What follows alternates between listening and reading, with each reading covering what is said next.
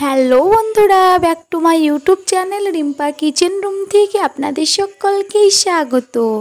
আপনারা সবাই কেমন আছেন? আশা করি ভালোই আছেন। আমি আজ আপনাদেরই জন্যই খুব সুন্দর একটা রেসিপি নিয়ে চলে আসছি। রেসিপিটি হচ্ছে পায়েস। এই গাঢ় দুধের পায়েস খেতে কার না ভালো লাগে। এই পায়েস একবার যে খাবে সারাকাল মনে হবে মুখেই লেগে আছে। এই পায়েস খেতে খুবই সুন্দর, খুবই দুর্দান্ত। আজ আমি আপনাদেরই জন্যই এই সুন্দর পায়েসের রেসিপিটি নিয়ে আসছি। মাত্র 5 মিনিটে এই পায়েস তৈরি করা হয়েছে খুবই সহজভাবে পায়েস রান্না আপনাদেরকে আজ করে দেখাবো বন্ধুরা।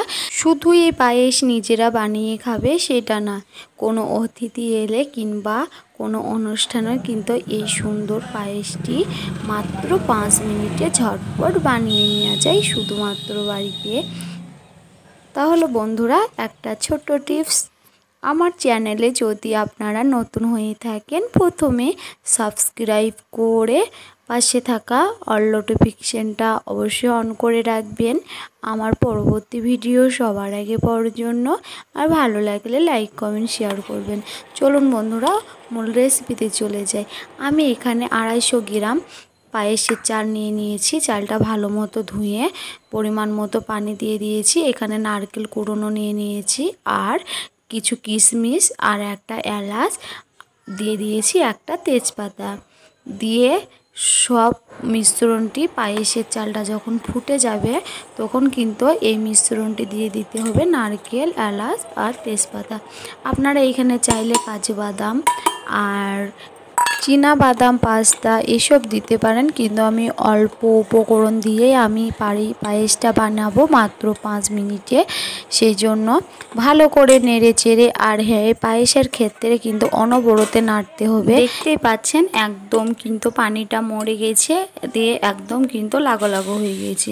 লাগো লাগো বলতে পানিটা নেই, একদম চালটা গলে গেছে। সেই সময় দিয়ে দেব চিনি। চিনিটা আপনাদের মুখের অনুযায়ী নিয়ে নেবেন, মিষ্টি অনুযায়ী কে কেমন খেতে ভালোবাসেন। এখানে আমি 250 গ্রাম চালে আমি দিয়ে দিয়েছি 1.5 থেকে 2 কিলো দুধ। আপনারা চাইলে এখানে কিন্তু 3 কিলো দুধও অ্যাড করতে পারেন। দুধের পরিমাণ যত বেশি ভালো হবে তত কিন্তু পায়েসটা খেতে খুবই সুন্দর হবে আর খুবই ভালো লাগবে।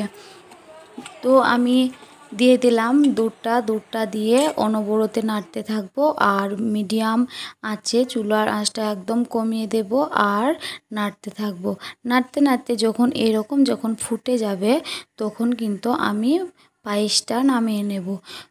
3 থেকে 4 মিনিট এরকমভাবে নাড়বো, আর ভালোভাবে যখন ফুটতে শুরু করবে তখন একটুখানি নেড়ে 2 থেকে 3 মিনিট নেড়ে আমি পায়েসটা নামিয়ে নেব। এই পায়েসের স্বাদটা অন্য পায়েসের থেকে একদমই আলাদা হবে।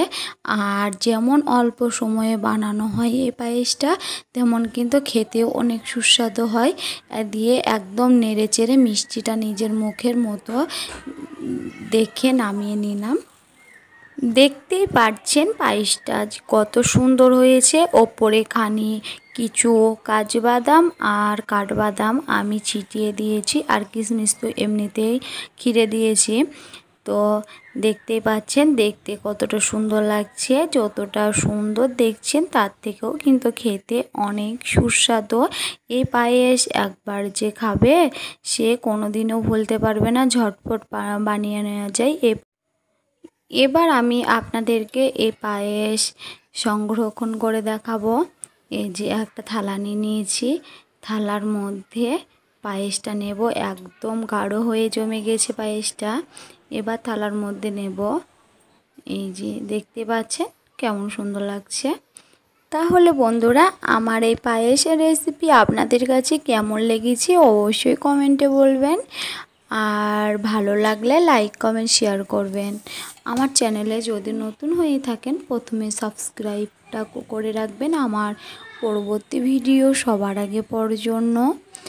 আর আমার একটু পাশে থাকবেন, আরও এরকম অন্যান্য ভিডিও পেতে আমাকে ফলো আর সাপোর্টটা করবেন প্লিজ। তাহলে আমি আজ এই পর্যন্তই শেষ করলাম ভিডিওটি। বাই।